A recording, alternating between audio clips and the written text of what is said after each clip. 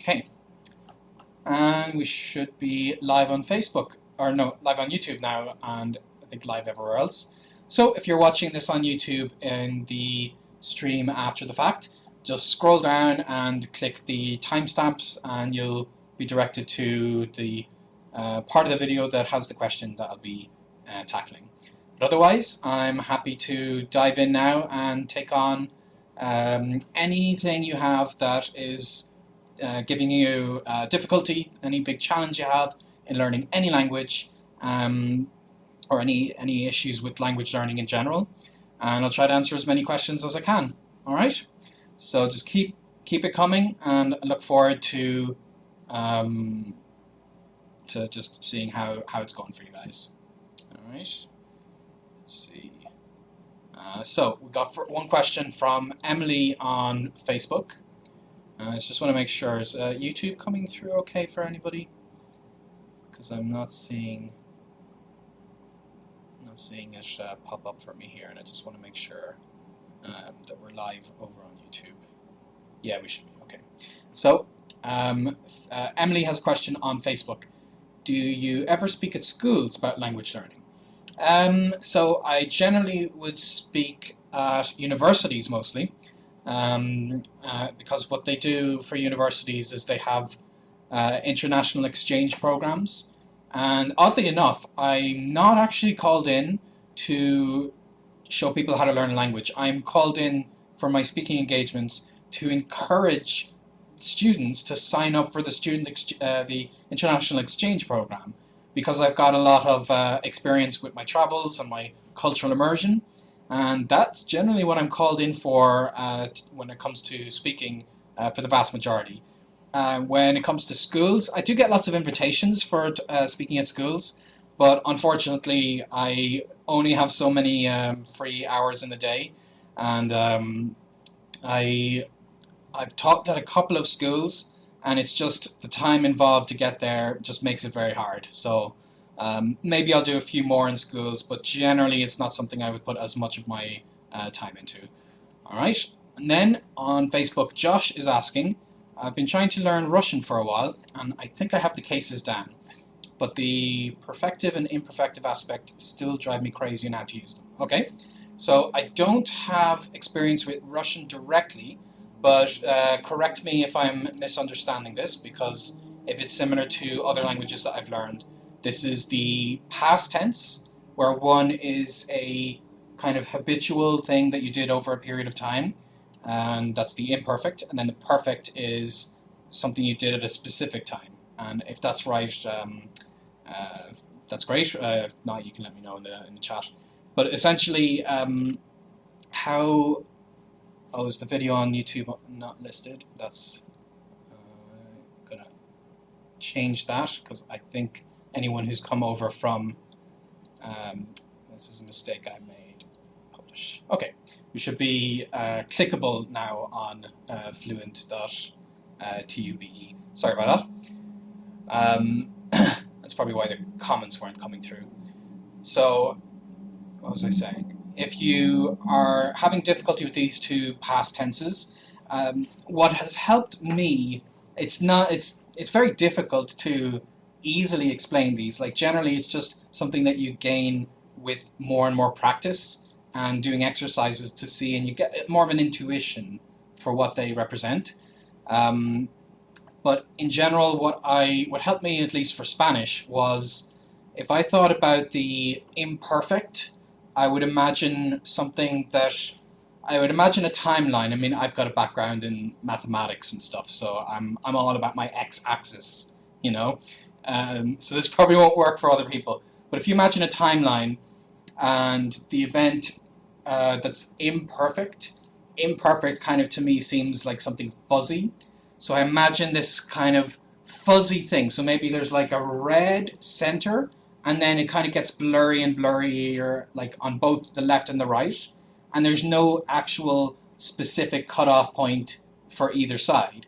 So that's how I think of the imperfect. It's like something that happened in the past, but it doesn't have a necessarily specific beginning and ending point.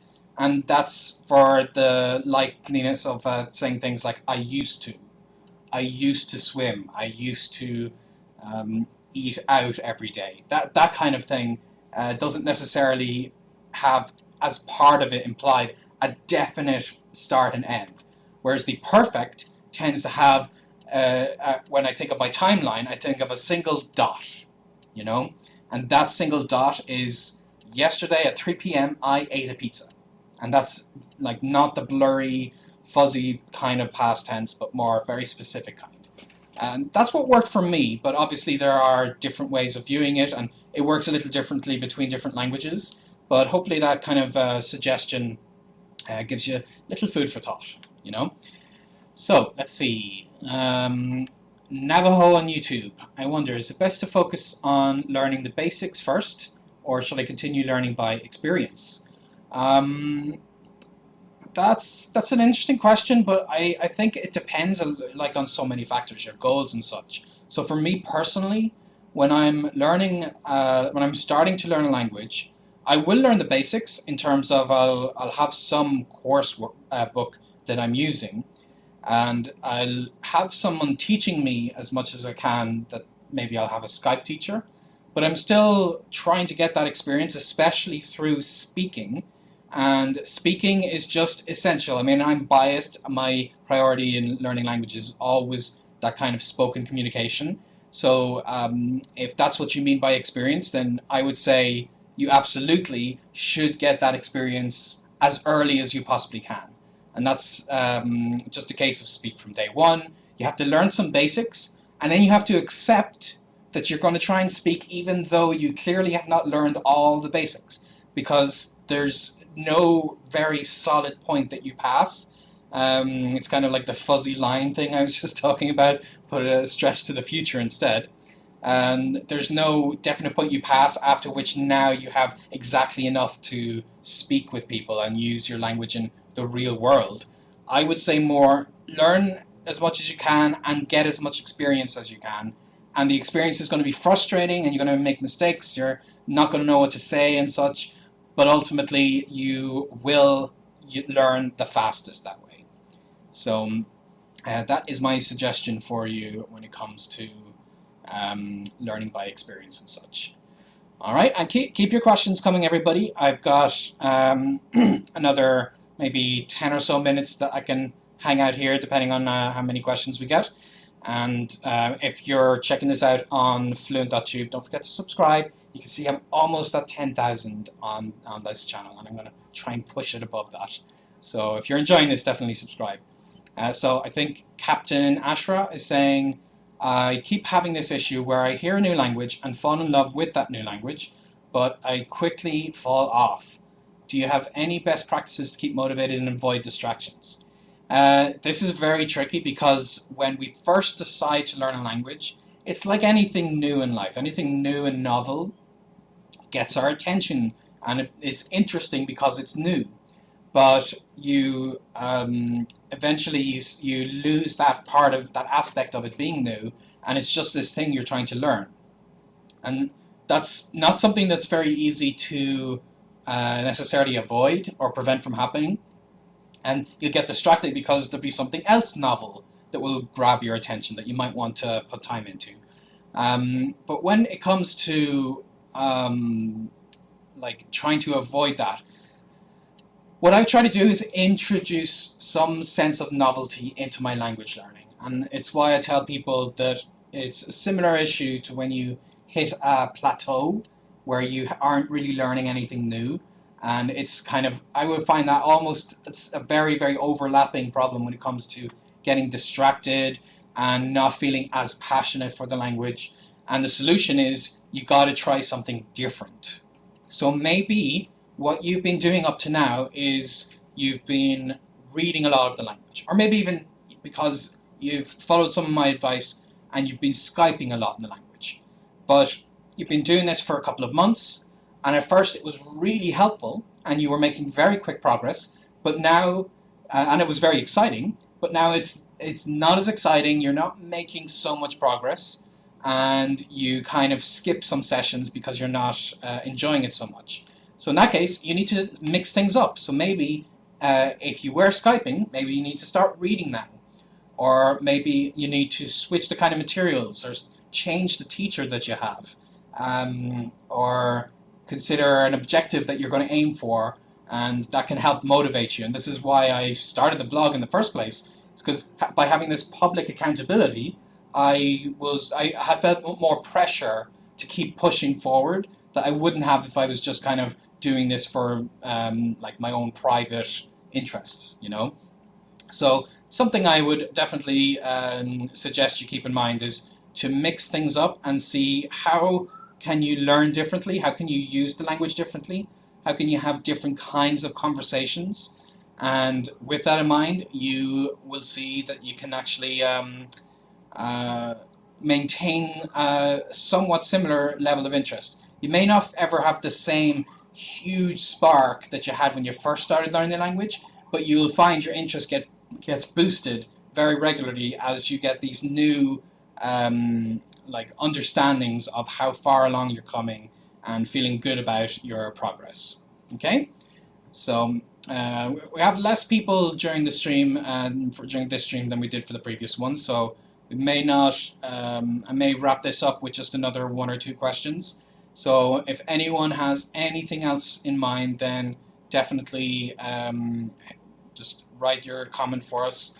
And I'll try to give you guys, I know I said this very at the last minute. I just said this yesterday and I emailed people yesterday. And I'll try to do that a bit more in advance. I'm going to come up with a schedule in September. And I'm glad that helped you, Navajo. I think you get this a lot. I want to learn another language after French. When would I know if I'm ready to learn another language? Especially when it comes to what you're telling me about your issue with distraction.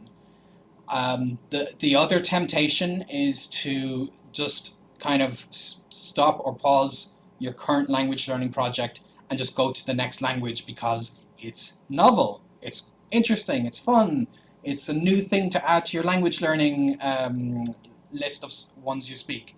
And that's fine, but unfortunately, that's not the best way to do it. And I would highly recommend that you switch languages not when you're bored. That is not a good indicator of now is the time to go to another language. Maybe that's an indicator that you never truly were passionate about this language and you may have to decide you're not actually going to want to pursue this language anymore.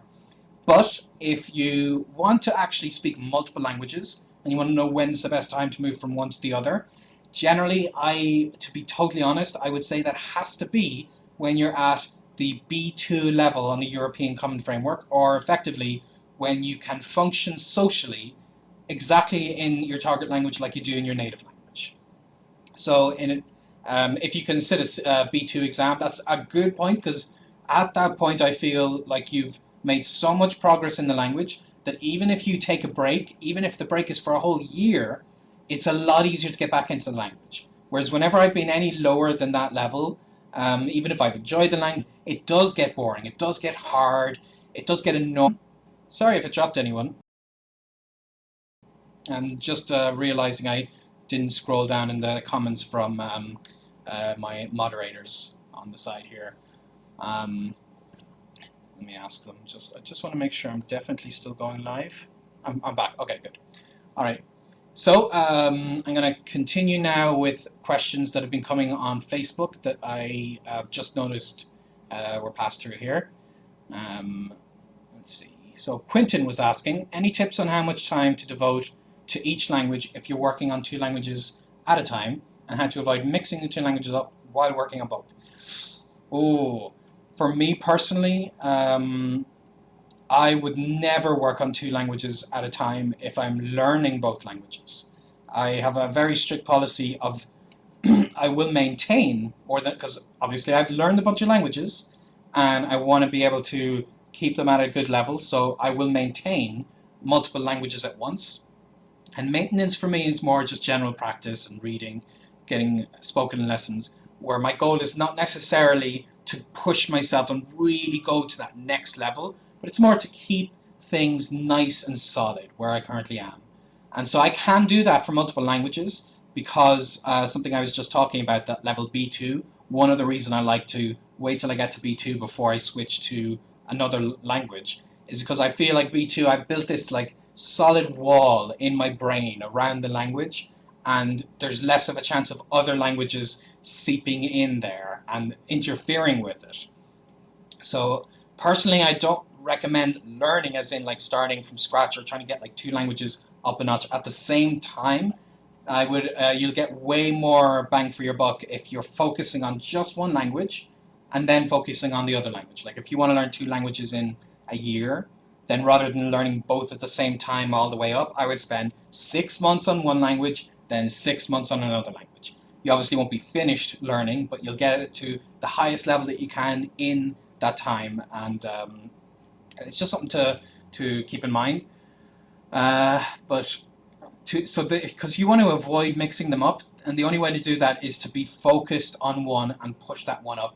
And some polyglots can learn two languages at the same time, and they might have advice for you there. But unfortunately, I do not have any advice there other than that's not something I would personally recommend. Okay. Rasmus on Facebook said, using Anki intensively, I got overwhelmed by the amount of reviews. Do you have a better way to learn vocabulary and sentences than Anki? Well, keep in mind, Anki is based on a spaced repetition system, and there are other spaced repetition systems, but they tend to have a similar process that you need to review these things. And so the problem may not be Anki or the spaced repetition system, but it may be the number of things you're trying to take on is just too much. And I know when we get into it, we want to move forward as quickly as possible. And I've made this mistake myself, that in my Anki deck, the settings are like 20 by default. And I'm like, I'm doing this intensively. 50.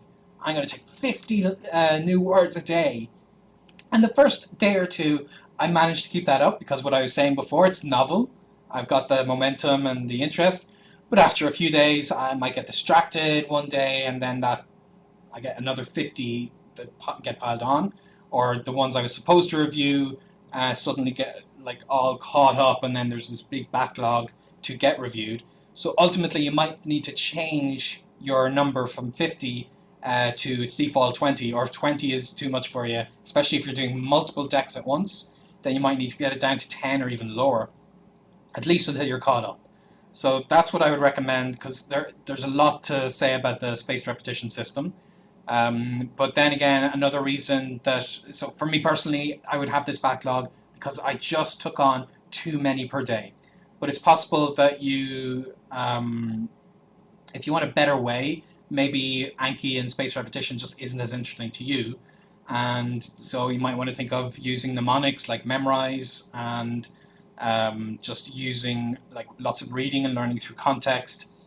There are lots of ways that you can get these new vocabulary terms in your head, but sometimes it's like the way that you're applying the approach. So hopefully that gives you a good idea for Anki. Okay, Emily on Facebook says, what's your best advice for high school students in the language classroom? So for high school students, I would say, like if I had a time machine and I went back and talked to myself learning German, and I did very poorly in German in school. If I wanted to change that, what I would do is because like what was happening in class just happened to not be as interesting for me, and the reason was German, in my mind, was this language that just existed for grammatical rules in the context I was seeing it in my classroom. It didn't seem like the language that real people spoke, and that's kind of what I would say. If I could have changed anything, I would have, like at the time I didn't have YouTube, but nowadays I would tell people to go on YouTube and watch, or go on streaming services and watch things in that language to get a feel for it. And you can change the speed so they're going slower. You can add subtitles so they're a little easier to follow. But seeing real, actual uses of the language and doing that outside of what you're told to do in class, because your class, depending on the teacher, I mean, you may be lucky, you may have a teacher who already inspires this kind of interest in cultural aspects of the language. But if they happen to not do that, then you still have to learn what the school curriculum is telling you that you need to learn to pass the exam, but you'll get a lot more passion to be able to do that, and a lot more exposure, so that these grammatical rules just feel more natural, because grammar is very hard when you're just learning the rules out of context. But when you've been exposed to the language enough, then the rules just become a natural part of how the language works for you. So I would say to try to get some kind of exposure outside of your classes, subscribe to a magazine in the language, whatever it might be, something that shows you how the language is truly living. And keep in mind that that's not something you should be studying necessarily. It's not something you should have the same level of structure that you have for your high school language lessons, because you already have something structured. You already have something to do exercises with. This should be fun. This should be relaxing. It should be low pressure, and it'll help you to appreciate the language in a spoken context or written context, whatever your interest is. Okay, so let's see. I had a quick question in Irish. I'm just going to wrap up now with the last 2 or 3 questions. And I know I said this before, but that's when I thought I actually was missing all of these questions here. And I thought people weren't actually typing them in. So I'll be happy to take another 5 minutes or so of questions if you guys have them here for me. All right, so we had a question from RD on YouTube, and this is one in Irish. Cén chuí ar olm tú Gaeilge gan dul go dtí an Gaeltacht? So a question is, how did you learn Irish without going to the Gaeltacht? So in Ireland, we have these regions of the country that we go to genuinely use the language and practice it. And whenever you meet someone who's got a very good level of Irish, it's 99% because at some stage as they were growing up, they spent a summer in the Gaeltacht. I did not do that. So the way I did it was, instead of growing up and going to the Gaeltacht, I actually kind of did that. I did that as an adult, though. I took an adult language learning course run by Idris Gael in Donegal, and I went and lived in the Gaeltacht for, I think, a whole month. I did like 4 separate intensive weeks, one after the other. And what that changed for me is exactly what I was just talking about, because in school, Irish for me was unfortunately boring. It was given in a lot of these very academic contexts, but in the Gaeltacht, in this region of the country I went to, I actually had friends I would communicate with and socialize with using Irish. So that's essentially how it changed for me. I changed my way of perceiving how the language was used and why it could exist and what that meant to me personally. Okay. Nick on YouTube is saying, any tips on Spanish listening comprehension? Okay, so listening comprehension, I kind of mentioned this in my previous stream, that I'm a big fan of using podcasts, because so if you go to, anyone learning any language, just go to fluent3months.com/podcasts, and I'm pretty sure that's the right URL, and that should give you a list of the ones I recommend depending on the language. And what I found is the one run by Innovative Language. What they do is they split it up into the European Common Framework levels, so A1, A2, B1, B2, C1, C2, for beginner, intermediate, advanced. And you take the level you're interested in, and they will, for the first earliest lessons, they'll speak so slowly and they'll have such brief conversations that at the start you won't understand it, because it's a lot of vocabulary you haven't heard yet, but it's only maybe for 5 seconds. It's a quick 5-second exchange. And you're listening and you're like, I don't understand that. You're just a beginner. And then they spend the lesson explaining everything, and they play it again at the end, and you do understand it. And that's kind of the difference, is that you have this improved listening comprehension. You start to hear the language in context, but it's still spoken slowly enough that you can start to get a better grasp on it. And then you move up a level, and they might have a 1 minute long conversation, and then they'll only explain the hard parts of it. And then they go on. In the later levels, they only explain it in the language. And this has been effective for me, because I think one big mistake we make when it comes to listening comprehension is we will try to listen to something that's too advanced. And I remember when I was learning Mandarin, and I tried to turn on the TV and watch the news in Mandarin when I was just 2 weeks into learning it. obviously I felt like a moron. You know, I would be reading my book and I'd be thinking, I know like a bunch of words now in Mandarin. I think I might be able to watch TV. And then, that put me in my place. Definitely put me in my place. But what I did was I listened to one of these podcast series, and they spoke slowly. And like I was saying, I improved my listening comprehension over time. And that's kind of because it's more catering to my level. So always remember that maybe you're having difficulty with listening comprehension because you're only able right now to handle beginner listening comprehension, and you're just getting it. The only exposure you might have been trying is to advanced listening comprehension. Okay, so let's see. Maybe one final question now. So, reclaiming life. Do you think there are too many language blogs with differing opinions that confuse newer learners? Or do you think they are good simply to encourage others? I think it's like anything. The more material that's out there to help people, the better. Like if I had the only language learning blog in the world, I think this would be a very sad thing because I can only reach so many people. Like there's only so much traffic that can go to my site, and I have a very particular way I like to advise people to learn languages. So even if someone does find me, maybe they'll be like, "Oh, I'm not learning the language to speak it. I prefer reading it. So this guy's advice is crazy," and then they would go off my site, and maybe then they'd be discouraged and never learn the language. So I think it's better that we have a nice wide amount of variation when it comes to people talking about and giving advice on learning languages, because that means there's more opportunities for people to find somebody, and then within that there's more opportunities for them to find somebody who's really going to like touch on the reason that they're learning the language or give them advice that's more effective for them. So I would never think that my advice is the only way everyone in the world should learn a language, but I will passionately talk about my way of learning. But I'll still say you guys should go check out these other polyglots. And as you guys probably know, I'm going to be going to Montreal next week. I'm going to be there for Langfest, which is the kind of North American polyglot event. And a lot of people there are like myself. They are bloggers or vloggers in language learning. And I definitely don't think that we've reached any kind of saturation point. The more the merrier. So if more people can be encouraging learning languages, then that is a good thing. And that's what I think. All right.